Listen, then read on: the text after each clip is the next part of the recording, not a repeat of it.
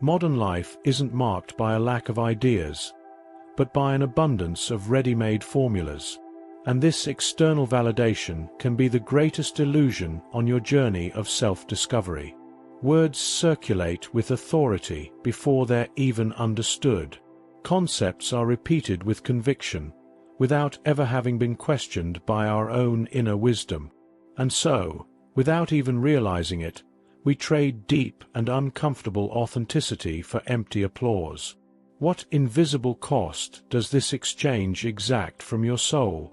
Plato warned, in the Republic, that the disordered soul confuses appearance with truth. When the logos, the deep reason, the inner word, does not govern, discourse ceases to illuminate, and merely seduces. The same problem reappears in Aristotle's Nicomachean Ethics, when habit replaces judgment, and a man acts by repetition, not by conscious deliberation. And today, dear inner traveler, this phenomenon finds its most powerful expression in the incessant digital noise. We anxiously seek the cold glow of virality, the ephemeral feeling of belonging. But I ask you, in a sincere pause, while chasing the infinite echo of likes, haven't you felt a silent existential void growing within your chest?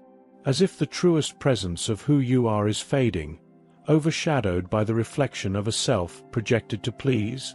This is not a judgment. It's an invitation to observation. A call for us to investigate together. How can the pursuit of popularity drain the deep intuition that is the true core of your spiritual awakening? And perhaps the first invitation to understand this illusion is to gently observe how it begins, like a habit that takes root. The mechanism is subtle and powerful. Each notification, each like, is a microdose of recognition that activates cycles of instant gratification in our minds. It's the dopamine of external validation. The algorithm, that invisible architect of our digital squares, does not promote depth, it promotes engagement. And what engages is often the simplified, the polarized, what provokes an immediate reaction, not what demands contemplation. Eric Voegelin, analyzing the disorders of the collective soul, spoke of the loss of reality. Isn't that what happens? By inserting ourselves into a flow of shareable content, we begin to lose contact with the rough, real texture of our own experience. The online community offers conditional belonging. You belong while you perform. And so, without meaning to, we subordinate the steps of our personal development to the whims of a machine that seeks, above all, to keep our attention captive. The first step to recovering inner wisdom is to recognize you are in a game whose rules were made so you wouldn't leave. And it is within this game, this field of external validation, that something more intimate begins to take shape. An almost imperceptible pressure then arises, the pressure to present oneself. We stop sharing experiences and start creating moments optimized for others' consumption. This is the birth of the viral self, a persona constructed with fragments of truth and a lot of editing. Aristotle saw in habit, ethos, the forge of character. What character are we forging with the constant habit of performance? With every filter applied, every phrase rehearsed for impact, every anguish omitted because it doesn't fit the personal brand, we move a little further from the source. Authenticity is sacrificed on the altar of relevance. And the question that should guide our inner transformation, who am I, truly, is replaced by the anxious question, how will I be perceived? The soul, then, divides itself.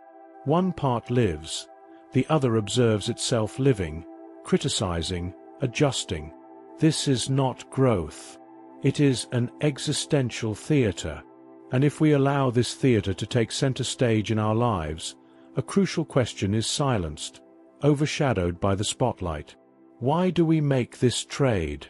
Because true self-discovery is often a lonely and arid territory. It doesn't come with an epic soundtrack or inspiring captions. It arises in the inner silence, in the confrontation with difficult memories, in the acceptance of our contradictions and vulnerabilities. Plato spoke of the difficult exit from the cave. Leaving the shadows of appearances towards the light of truth is a steep and disorienting path. Viral content, on the other hand, offers shortcuts. It offers certainties packaged in catchy phrases, quick diagnoses for complex pains. It's more comfortable to adopt a popular concept about the mind than to dive into the unique confusion of your own mind. Our deepest intuition, however, whispers from that uncomfortable place. It doesn't shout like a trending topic. It speaks in the subtle language of hunches, synchronicities, and that restlessness that no light can calm. Honoring that whisper is the true inner path. But when we repeatedly ignore this inner whisper in favor of the external clamor, something inevitable happens in the silence that remains. The result of this incessant search for external validation is a peculiar emptiness. Tocqueville, observing democracy in America, foresaw a danger: the soft despotism of public opinion, where man, anxious to be equal to others, ends up isolating himself in his own conformist solitude. Isn't that what we experience? The fear of missing out keeps us constantly plugged in, but this incessant connection generates a deep disconnection from ourselves. Our internal compass, the one that navigates by intuition, values, and bodily sensations, becomes blurred by the constant digital noise. Inner wisdom is eroded, replaced by a cacophony of others' opinions. You can have 1,000 followers and still feel that existential void that no metric can fill. Because what's missing isn't visibility. It's reconnection. Reconnection with your own rhythm, with your own mystery, with a stillness that dwells at the center of your being. So, how do we break this cycle? How do we reclaim the narrative of our own soul? The answer isn't in another technique, but in a surrender. Surrender to the simplicity of being. Eric Voegelin spoke of recovering the experience of the order of being. In our language, that means taking a step back, disconnecting to reconnect. It means having the courage to embrace the uncomfortable, non-viral journey of true understanding. It's cultivating presence in the now, without the urge to record it. It's asking yourself questions that won't have answers on Google, but will echo in your dreams and insights. It's understanding that the deepest emotional healing occurs in the intimacy of your gaze in the mirror, not in the public display of your wound. This is the spiritual truth that opposes the viral illusion. You don't need to be seen to be valid. Your existence, in its silent depth, is already sacred and complete. Thus, we come to the core. Popularity is a surface phenomenon. Depth is a movement of the soul. Plato invited us to govern the soul with reason, not with an appetite for fame. Aristotle reminded us that the good life is the examined life, not the most commented one. Therefore, I leave you with a symbolic gesture, a practice of reconnection. Close your eyes for a moment. Instead of trying to empty your mind, just observe the flow of your thoughts. Notice the one that has to do with performance, with image, with what others think. Let it pass like a cloud in the sky. Now, wait. In the space between one thought and another, there is a brief silence. It's in that fertile void that your pure intuition dwells. You don't need to do anything with it. Just feel its presence. That is the voice that will never go viral, because it speaks only to you. It is your inner wisdom.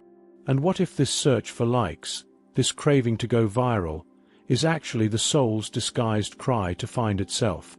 What changes within you when you realize that the only validation that truly fulfills comes from reconnecting with your own silent essence? If these words touched something within you, perhaps it's time to take another step on this path of reconnecting with your inner truth. Subscribe to the channel and turn on notifications to keep receiving content that nourishes the soul with presence and authenticity.